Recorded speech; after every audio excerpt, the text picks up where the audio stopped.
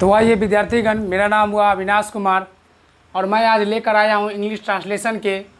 मैंने बारी बारी से सभी टेंस को पढ़ाते जा रहा हूँ और हमने आज देख रहा हूँ कि यहाँ से प्रेजेंट इंडिफिनिट में कुछ नोट्स छूट गया था, मतलब रह गया था टाइम नहीं रहने के कारण। उसके कारण हम आज मैं प्रेजेंट इंडिफिनिट कुछ नोट्स के साथ हम आज बताएंगे कि हाउ कैन नो कहाँ पे प्रयोग करते हैं, किस जगह पर कैसे करते हैं, इसके बारे में हम समझते हैं।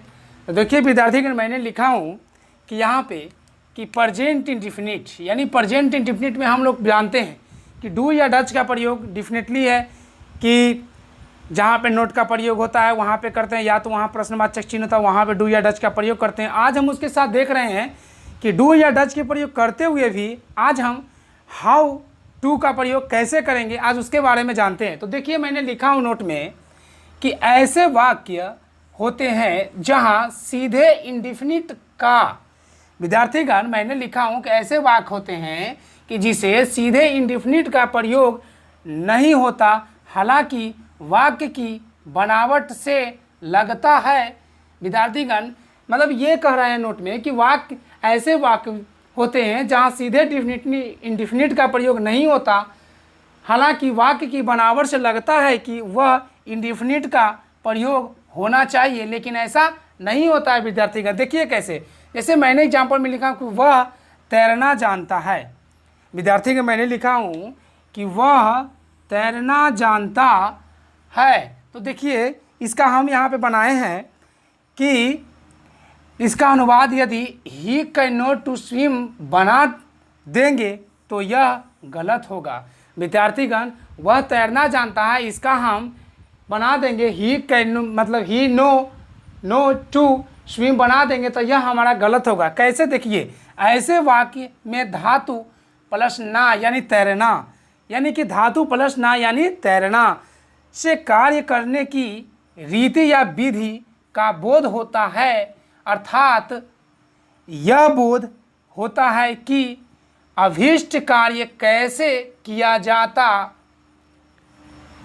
है। ऐसे वाक्यों में धातु प्लस ना का अनुवाद हाउ इंडिफिनिट द्वारा यानी हाउ इंडिफिनिट द्वारा का प्रयोग करते हैं। तो विद्यार्थीगण फिर से हम एक बार आ रहे हैं, देखिए मैंने क्या लिखा हूँ नोट में कि ऐसे वाक्य होते हैं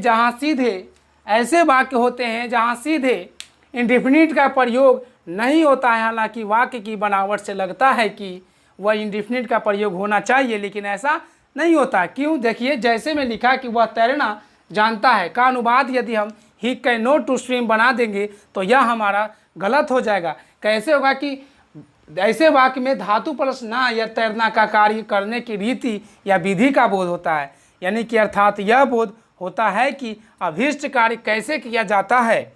ऐसे वाक्यों में धातु प्लस ना का अनुवाद हाउ इंडिफिनिट का प्रयोग होता है। तो देखिए विद्यार्थीगण मैं बारी बारी से यहाँ पे समझा दिया हूँ।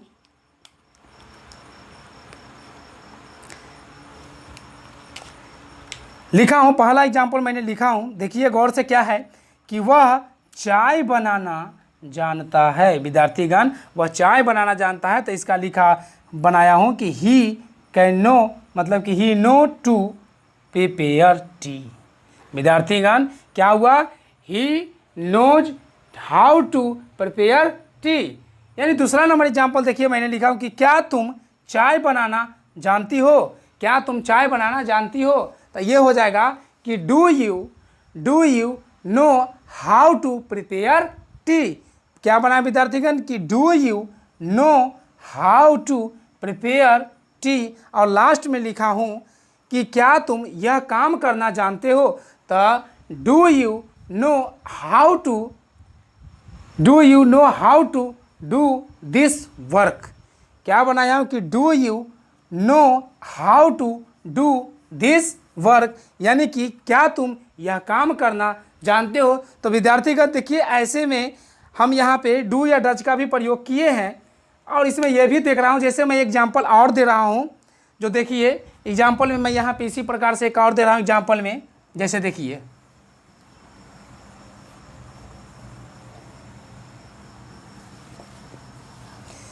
एक एग्जाम्पल दे रहा हूँ मैं नोट पर कि कैसे होगा। देखिए एग्जाम्पल में एक लिख रहा हूँ कि क्या वह खाना बनाना नहीं जानती है। तो क्या बनेगा इसका विद्यार्थीगण, देखिए तो वह के साथ डज का प्रयोग होता है। डज ही जानना का नो, यानी कि वह है तो नोज हो जाएगा। Knows how to know, sorry यहाँ पे नो नोट हाउ टू क्या हो जाएगा, प्रिपेयर। प्रिपेयर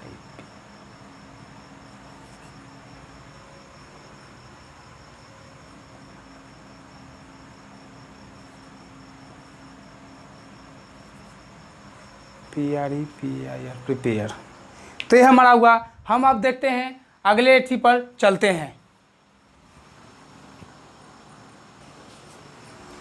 तो आइए विद्यार्थीगण, हम देख रहे हैं कि दूसरा नोट पर आ गए हैं। दूसरा नोट मैंने लिखा हूँ यहाँ पे कि प्रेजेंट इंडेफिनिट का दूसरा नोट है। गा गी में कि कैसे इंडेफिनिट में फ्यूचर का प्रयोग होता है और इंडेफिनिट में भी माना जाता है। देखिए क्या है कि हिंदी के कुछ ऐसे वाक्य पर विचार करें जिनके अंत में गा गे गी इत्यादि रहते हैं, अर्थात क्रियाएं सामान्य भविष्यत में रहती है। विद्यार्थीगण, क्या मैंने बोला कि हिंदी के कुछ ऐसे वाक्य पर विचार करें जिनके अंत में गा गे गी इत्यादि रहते हैं, अर्थात क्रियाएं के सामान्य भविष्य में रहती है।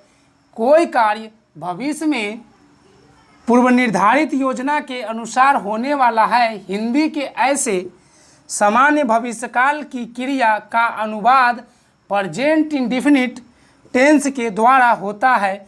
अगर इनका अनुवाद सिंपल फ्यूचर टेंस की क्रिया से किया जाए तो इससे मात्रा भविष्य की कार्य होने की आशा का बोध होगा और इससे मात्रा फ्यूचर यानी टाइम का बोध होगा। भविष्य में पूर्व निर्धारित कार्यक्रम के अनुसार कार्य का नहीं होगा। मतलब क्या है विद्यार्थीगण, फिर से एक बार देखिए, हम नोट पढ़ लेते हैं, समझा देते हैं कि मैंने यहाँ लिखा हूँ कि हिंदी के कुछ ऐसे भी वाक्य हैं या विचार हैं जिनके अंत में गा गे गी इत्यादि रहते हैं, यानी कि अर्थात क्रियाएं सामान्य भविष्य में रहती है। यानी कि कोई कार्य भविष्य में पूर्व निर्धारित योजना के अनुसार होने वाला है। हिंदी के ऐसे सामान्य भविष्यकाल की क्रियाएं का अनुवाद प्रेजेंट इंडेफिनिट टेंस के द्वारा होता है। अगर इनका अनुवाद सिंपल फ्यूचर टेंस की क्रिया से किया जाए तो इससे मात्रा भविष्य की कार्य होने की आशा का बोध होगा और इससे मात्रा फ्यूचर टाइम का बोध होगा। भविष्य में पूर्व निर्धारित कार्यक्रम के अनुसार कार्य का नहीं। तो देखिए मैंने यहाँ लिखा हूँ, थोड़ा ये समझिए क्या लिखे हैं। मैं लिखा हूँ कि we shall buy a car next day, next year है विद्यार्थीगण, यहाँ नेक्स्ट ईयर यानी कि भविष्य में कार्य होने का निर्णय की योजना बना रहा है। और यहाँ पे दूसरा लिखा हूँ कि we buy a car next year, यानी कि भविष्य में कार होने का ये निर्णय की योजना बना रहा है। तो विद्यार्थीगण देखिए, इस पर हम एग्जाम्पल लिखे हैं यहाँ पे कि मुख्यमंत्री कल यहाँ आएगा। तो क्या बनेगा, देखिए विद्यार्थीगण, तो द चीफ मिनिस्टर क्या बनेगा विद्यार्थीगण, यहाँ देखिए इसका द चीफ मिनिस्टर कम्स हर हेयर, आना लिखा हुआ है टुमारो, कल का, टुमारो। क्या लिखे विद्यार्थी कि मुख्यमंत्री कल यहाँ आएगा, था the chief minister comes her tomorrow. फिर उसके बाद देखिए अगला देख रहे हैं हम यहाँ पे कि प्राइम मिनिस्टर दिखे, तो the prime minister the prime minister, note लग गया है, the prime minister does note comes tomorrow.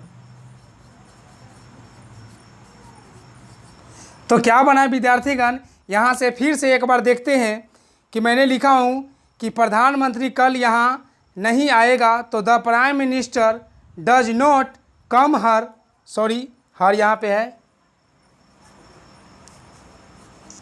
Come here tomorrow, come sir tomorrow, इसमें एस लग जाएगा क्योंकि प्राइम मिनिस्टर बहुत से नहीं, एक ही होते हैं देश का। तो मैंने बोला है the prime minister does not come here tomorrow, यानी यहाँ है, यहाँ भी लगा इसलिए छूट गया। तो यहाँ पे फिर देख रहे हैं कि ये हमारा गा गे गी लगा हुआ है, फिर भी ऐसा दिखने में लग रहा है कि गा गी है, तो लग रहा है कि फ्यूचर है, फ्यूचर टेंस की बात कर रहा है, लेकिन ऐसा नहीं है विद्यार्थीगण। हमने यहाँ लिख चुका हूँ नोट्स में कि इस कोई कार्य भविष्य में पूर्व निर्धारित योजना के अनुसार होने वाली हिंदी के ऐसे सामान्य भविष्य की क्रिया का अनुवाद प्रेजेंट इंडिफिनिट टेंस के द्वारा होता है, बल्कि सिंपल फ्यूचर नहीं। तो आइए इसमें देख रहा हूँ, फिर उसके प्रधानमंत्री कल यहाँ नहीं आएगा, तो the prime minister does not comes her tomorrow. देखिए अगला हम नोट्स देख रहे हैं विद्यार्थीगण कि अगला नोट्स मेरा है, यहाँ इसी में दे रहा हूँ यहाँ पे, ताकि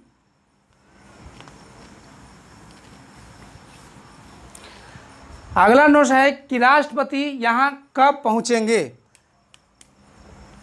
तीसरा नोट्स है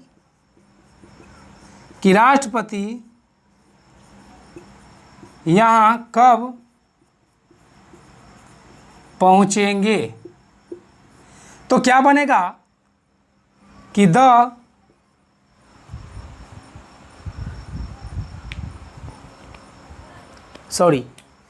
यहाँ बनेगा, यहाँ कब है तो वेन डज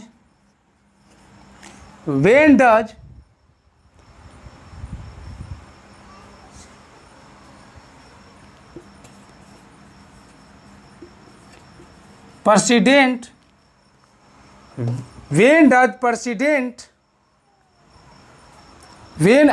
क्या है प्रेसिडेंट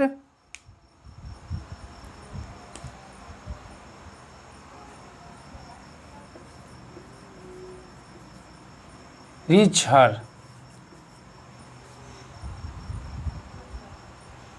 हर, यानी कि क्या हुआ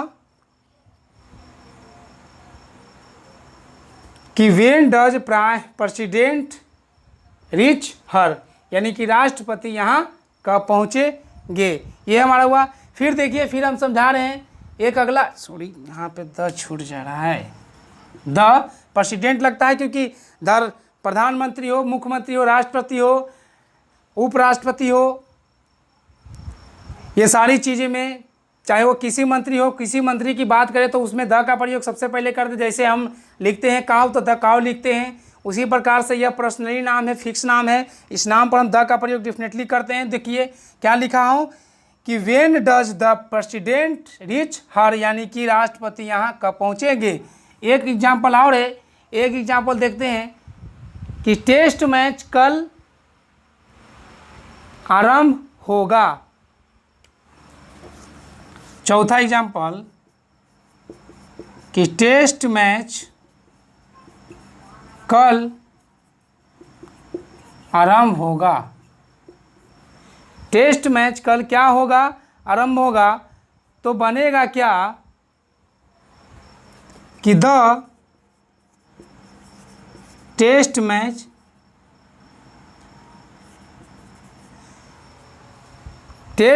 कल आरंभ होगा।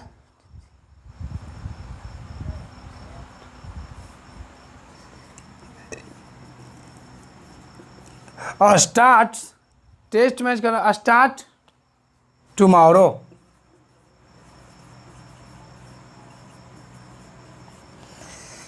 The test match starts tomorrow, test match कल आरंभ होगा।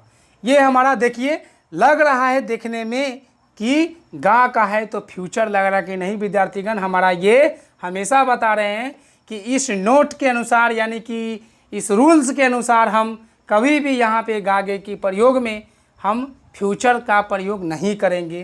तो विद्यार्थीगण, ये हमारा हुआ प्रेजेंट इंडेफिनिट, कुछ बचा हुआ नोट्स था जो मैंने ये क्लियर कर दिया। अब हम इसके बाद आएंगे प्रेजेंट इंडेफिनिट टेंस की बात करते हैं। देखिए एक नोट्स और है, थोड़ा बच ये इंडेफिनिट का क्या है नोट में, ऐसे वाक्यों का एडवर्ब ऑफ टाइम में होना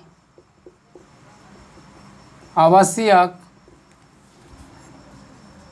होगा। तो क्या है विद्यार्थीगण, होगा। जैसे कि सोमवार की अगले वर्ष,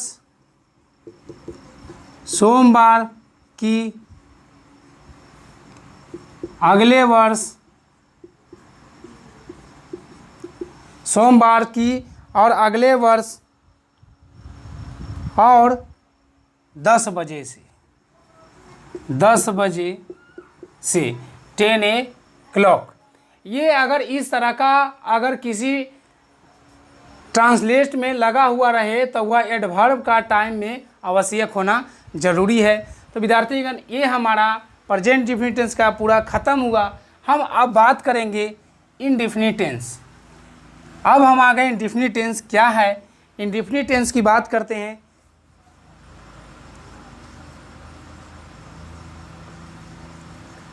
सॉरी, प्रेजेंट इंडेफिनिट हो गया, प्रेजेंट कंटिन्यूअस अब आ जाएंगे।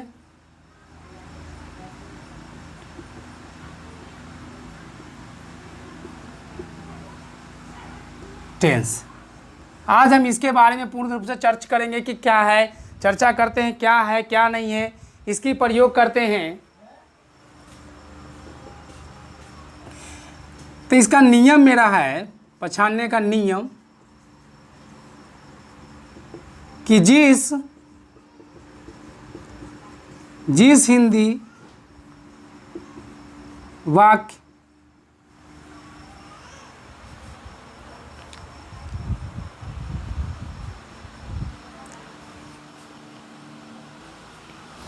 तो इसका हम प्रेजेंट कंटिन्यूअस के एक दूसरे नाम से भी जानते हैं। इसका 3 नाम है, फिलहाल 2 के ही बात हम करेंगे क्योंकि 2 पर ज़्यादातर क्वेश्चनें आती है। दूसरा है प्रेजेंट इम्परफेक्ट।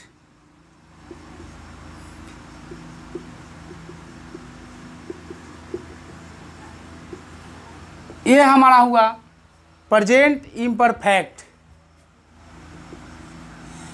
यानी कि देखते हैं कि अब हम इसके बारे में चलते हैं, इसका नियम क्या है। नियम देखिए पहचानने का कि कैसे पहचानेंगे कि प्रेजेंट कंटिन्यूअस या इम्परफेक्ट है। कि जिस हिंदी वाक्य क्रिया के अंत में रहा है, रही है, रहे हैं, लगा रहे, उसे प्रेजेंट इम्परफेक्ट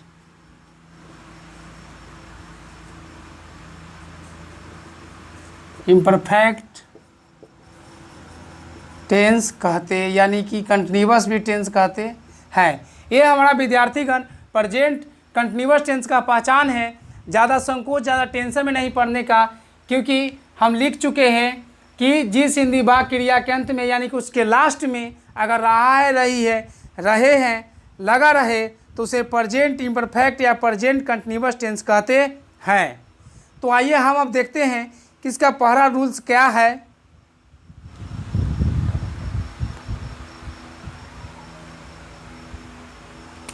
अफर्मेटिव क्या है विद्यार्थीगण? Affirmative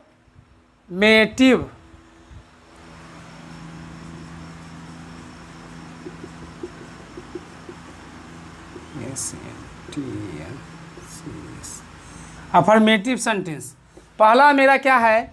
affirmative sentence. तो हम इसके बारे में जानते हैं कि अफर्मेटिव सेंटेंस होता क्या है। और इसमें क्या रूल्स है। देखिए इसका रूल्स हम बता रहे हैं। सबसे पहले सब्जेक्ट होता है, फिर उसके बाद इज होता है, फिर आर होता है या तो एम होता है, और फिर उसके बाद भी यानी कि आईएनजी। हम इसको V4 के भी नाम से जानते हैं, हम V4 भी कह सकते हैं या तो आईएनजी कह सकते हैं। ये हमारा उसका रूल्स है बनाने का अफर्मेटिव सेंटेंस में। सबसे पहले यानी कि अगर बात करें तो इसका एक एग्जाम्पल दे समझा रहा हूँ कि मैं पढ़ने जा रहा हूँ, तो क्या बनेगा विद्यार्थीगण, मैं तो यानी कि I am going to read, I am going to read, मैं पढ़ने जा रहा हूँ। फिर देखिए दूसरा एग्जाम्पल समझा रहे हैं इसमें कि तुम खाना खा रहे हो, तो क्या बनेगा कि you are eating a food. हम हमेशा विद्यार्थीगण यहाँ ए का प्रयोग एक का नहीं है, फिर भी हम यहाँ पे ए लिखते हैं। हमेशा याद रखना है, कभी भी हम पहले से ही वीडियो से पढ़ाते आ रहे हैं कि हमारा कोई भी इंग्लिश वर्ड हो या कोई भी ट्रांसलेशन बनाने के पश्चात हमेशा याद रखना है खाने पीने और लिखने में ए का प्रयोग हम पूर्ण रूप से करते हैं हमेशा, क्योंकि ये कार्य ऐसा होता है कि एक बार में कोई 4 काम नहीं कर सकता, कोई एक ही काम कर सकता है, लेकिन दिखाता नहीं है, बस समझना पड़ता है कि ये एक बार में एक ही काम कर सकते हैं, इसलिए ए का प्रयोग हम करते हैं। आइए देखते हैं अगला। देख रहे हैं अगला मेरा क्या है, एक और एग्जाम्पल समझा रहे हैं। अगला एग्जाम्पल समझा रहे हैं कि सोहन और मोहन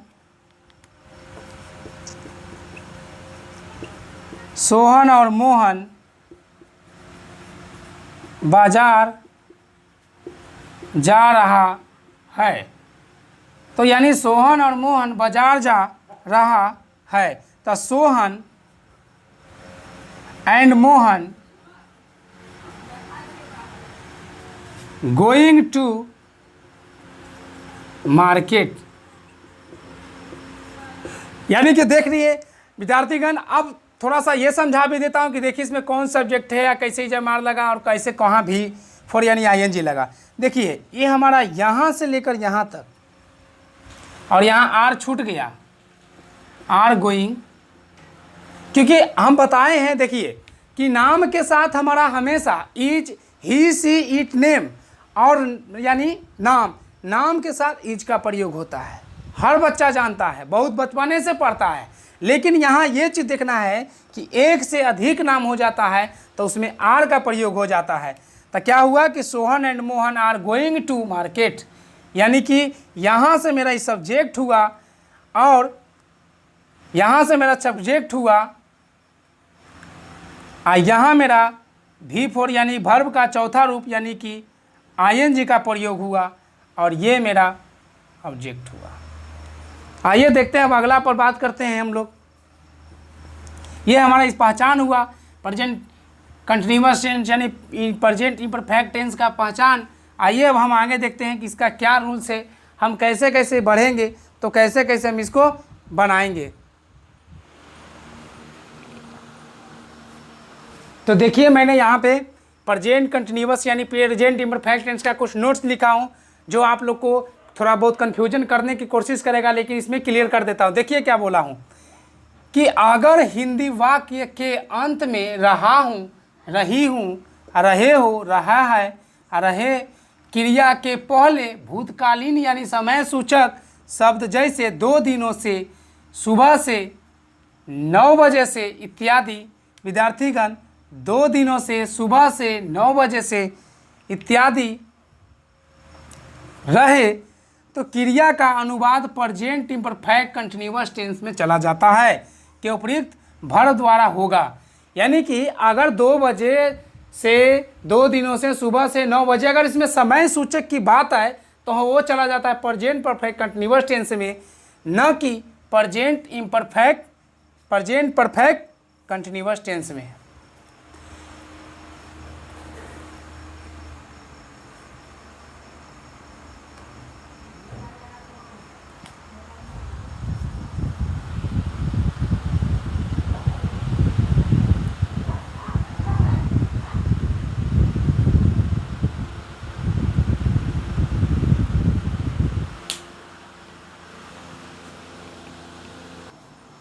तो यहाँ पे मैं लिखा हूँ कि अगर हिंदी वाक्य के अंत में रहा हूँ, रही हूँ, रहे हूँ, रहे और क्रिया के पहले भूतकालीन यानी समय सूचक के बात करें 2 दिनों से, सुबह से 9 बजे से इत्यादि रहे तो क्रिया का अनुरोध प्रेजेंट परफेक्ट कंटिन्यूअस टेंस में हो जाता है, वर्ब का द्वारा होगा, न कि प्रेजेंट कंटिन्यूअस टेंस के वर्ब द्वारा।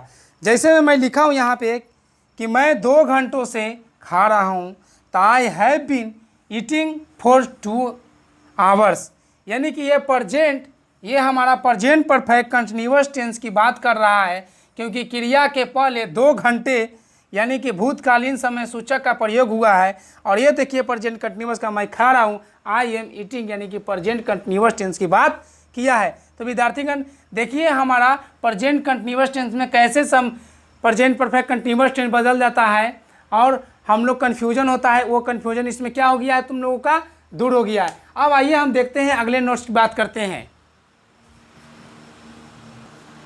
तो देखिए विद्यार्थीगण यहाँ पे हम दूसरा नोट्स में क्या लिखे हैं कि इस टेंस में प्रयोग कार्य के इरादे, इंटेंशन या संभावना, लाइकुड या भी का बोध कराने के लिए होता है, इससे फ्यूचर टाइम का बोध होता है। क्या लिखे विद्यार्थीगण यहाँ पे कि इस टेंस में प्रयोग कार्य के इरादे, इंटेंशन या संभावना, लाइकुड का भी बोध कराने के लिए होता है, इसे फ्यूचर टाइम का बोध होता है। पहला में लिखा एग्जाम्पल में कि मैं मारने जा रहा हूँ, मैं मारने जा रहा हूँ, तो इसका बनेगा कि आई एम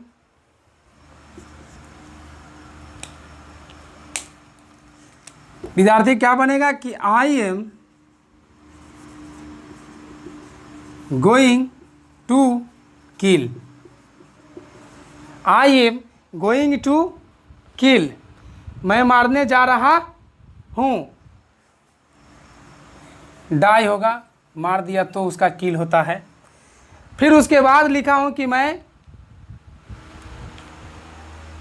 एक कार खरीदने जा रहा हूँ, मैं एक कार खरीदने जा रहा हूँ, तो I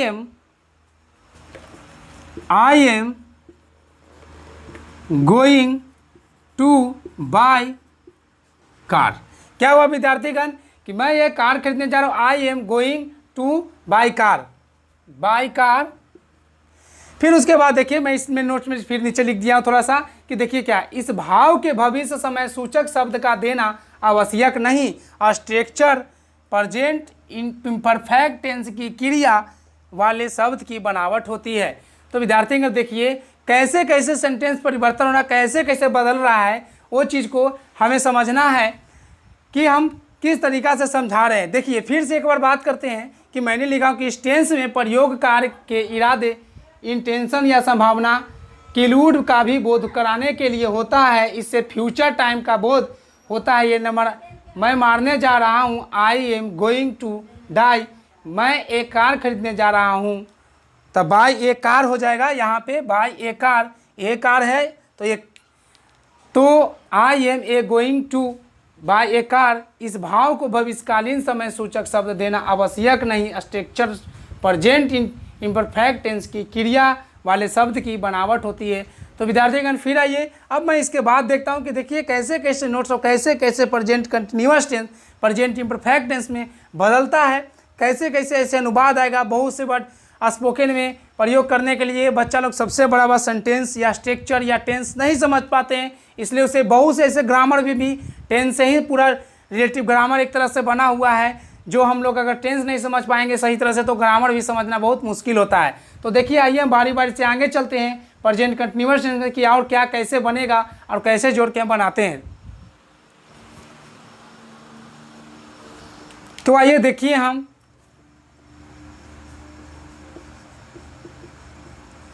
subject plus is, am, are plus V I N जी। देखिए आज हम स्ट्रक्चर इसका बता रहे हैं क्या होता है।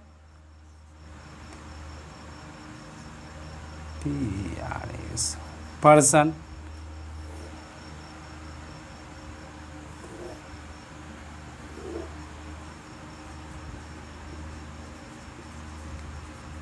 सिंगुलर।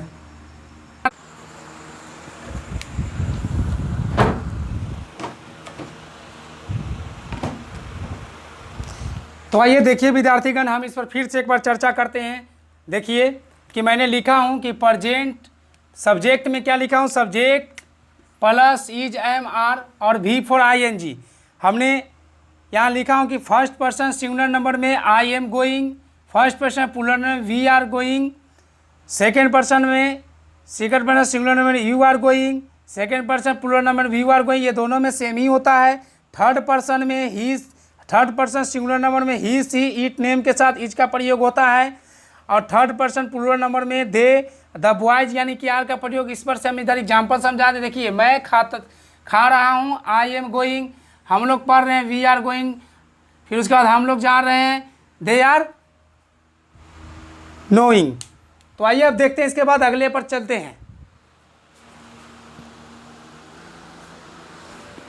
तो आइए देखिए, हम निगेटिव सेंटेंस का दिखा रहे हैं कि subject plus is am are plus V I N जी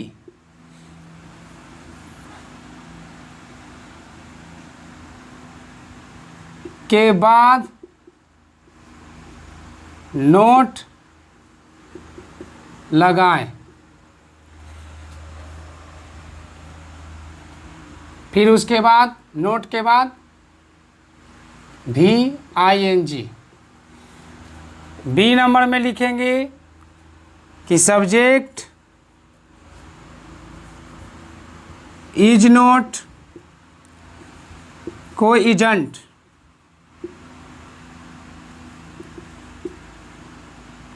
से तथा आर नोट कोहेरेंट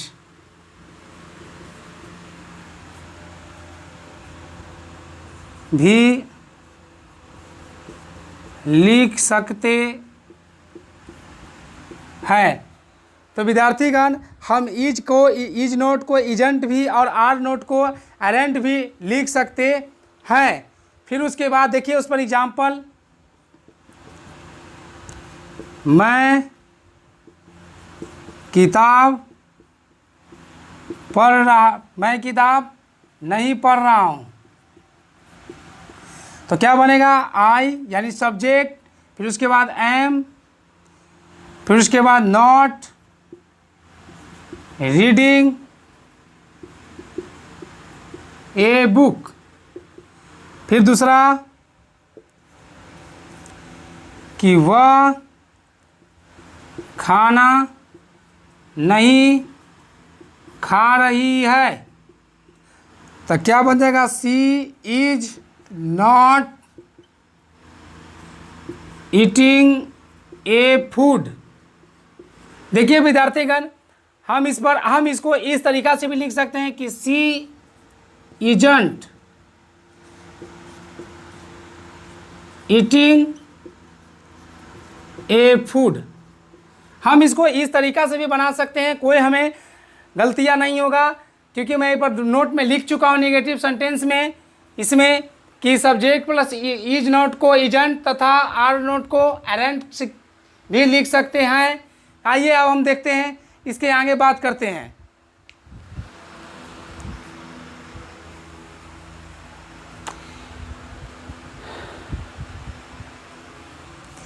एक और एग्जाम्पल देख लीजिए, बच्चे नहीं खेल रहे हैं। तो क्या बनेगा, the children are not playing. ये हमारा हुआ। अब आते हैं, ये हमारा निगेटिव सेंटेंस का हुआ स्ट्रक्चर। इससे हमारा बहुत सी एक्सरसाइज है जो ट्रांसलेशन के कई बुकों में मिलेगा बनाने के लिए, बशर्ते अगर ये अच्छे तरह से समझ गए होंगे तब। चलिए आइए हम अब उसके बाद निगेटिव के बाद नेगेटिव सेंटेंस की बात करते हैं।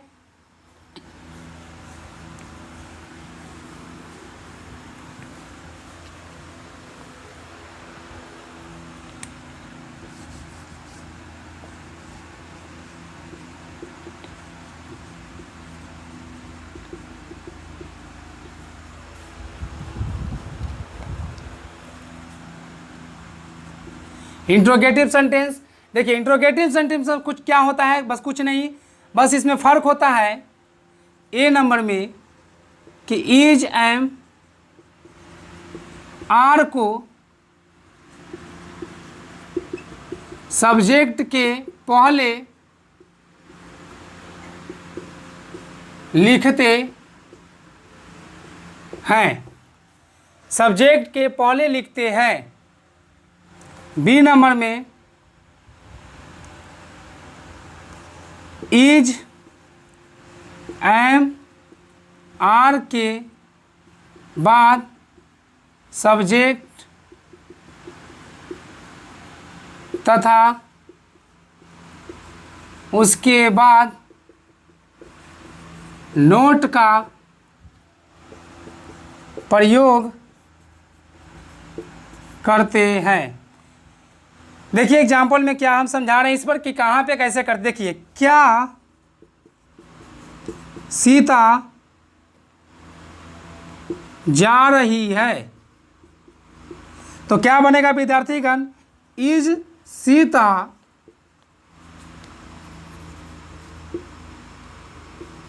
Going to. फिर उसके बाद क्या तुम पढ़ नहीं रहे हो, तो क्या बनेगा कि आर यू नॉट रीडिंग। फिर एक एग्जाम्पल और दे रहे हैं कि क्या हम लोग नहीं गा रहे हैं, तो क्या बनेगा, are we not singing, we are not singing. तो विद्यार्थीगण ये हमारा इंट्रोगेटिव सेंटेंस का ए बी रूल्स के हिसाब से मैं ये दोनों को बनाकर यहाँ पे क्लियर कर दिया हूँ। इसी तरह से बहुत से ऐसे एक्सरसाइज में सेंटेंस बनाने के लिए है, जो क्या सीता जा रही है, क्या सोहन जा रहा है, क्या हुआ खा रहा है, क्या हुआ सो रहा है, क्या हुआ पीट रहा है, क्या हुआ नाच रहा है, बहुत से ऐसे हैं नोट लगाकर जो हम लोग को एक्सरसाइज में बनाने के लिए मिलेगा। आप बशर्ते इस चीज़ को अच्छे तरह से समझ लीजिएगा। तो आइए हम इसके बाद अब आते हैं अगले नोट की बात करते हैं कि क्या है मेरा।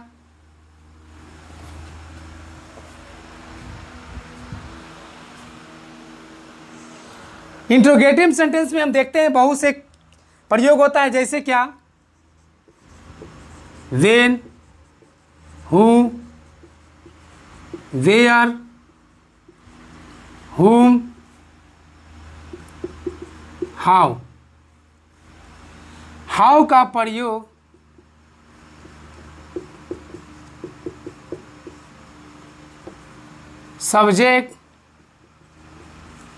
सब्जेक्ट के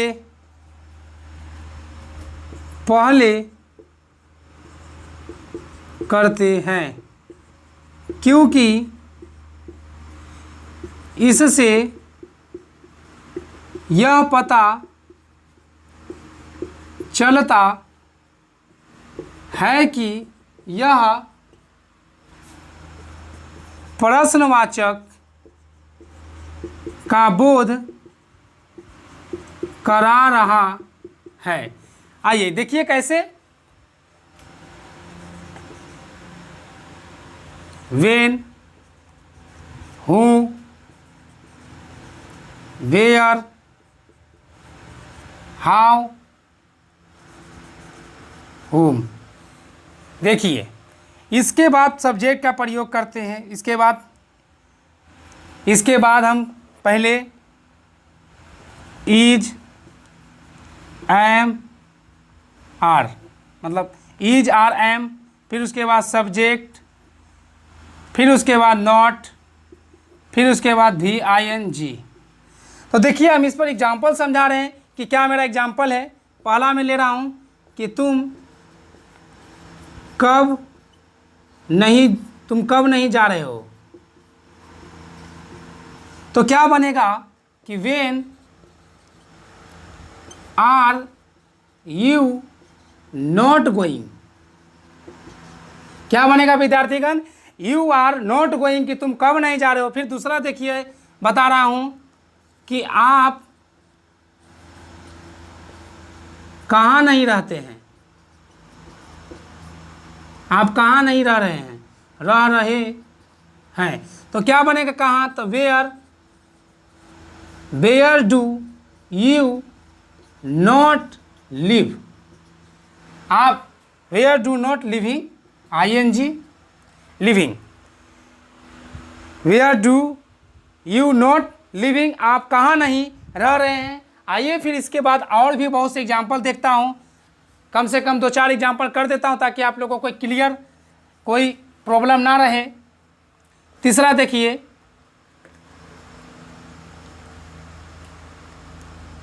कि तुम, इसमें और भी जोड़ देंगे, वाई भी लगा देंगे, तुम क्यों उदास रह रहे हो। तो क्या बनेगा कि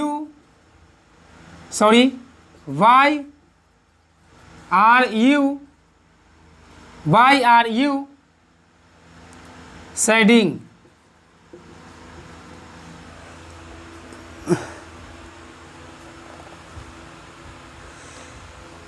आइए फिर उसके बाद देखते हैं चौथा, कि वे लोग क्यों नहीं खा रहे हैं। तो क्या बनेगा कि वाई आर दे